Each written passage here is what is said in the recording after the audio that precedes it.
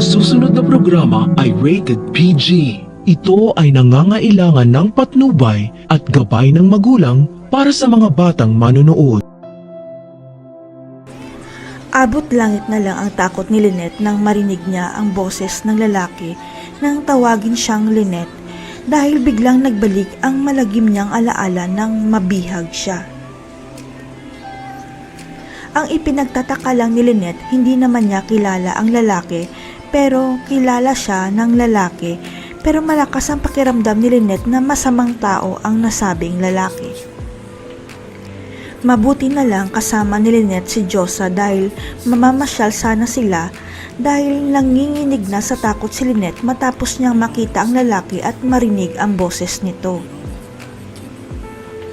Ang ipinagtataka ni Lynette kung bakit nasa restaurant rin si Doc RJ, kaya dapat niyang iwasan si RJ dahil paparating na si Doc Carlos matapos magsumbong si Josa sa telepono.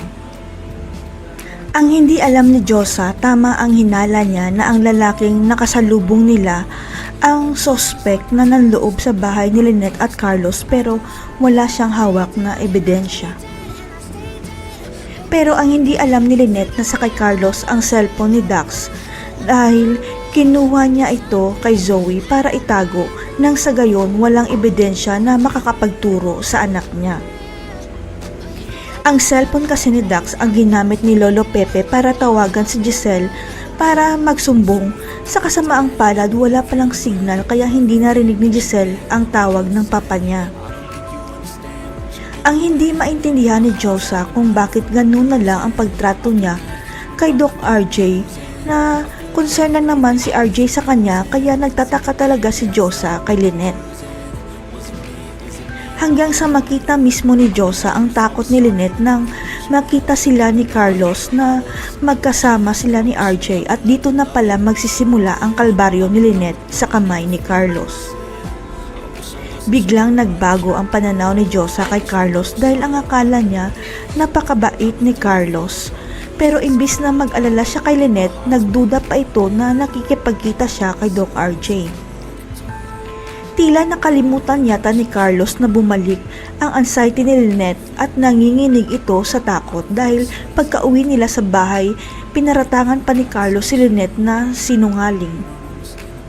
Pero hindi talaga alam ni Lynette kung bakit nandun rin si RJ sa restaurant kaya sa galit ni Carlos inihagis niya ang baso at nabasag ito at natamaan si Lynette sa braso. Biglang nahimasmasan si Carlos sa ginawa niya kay Lynette kaya para mapatawad siya ni Lynette, ipapadala niya si Annalyn sa Japan na kasama si Lynette para hindi magsumbong si Lynette.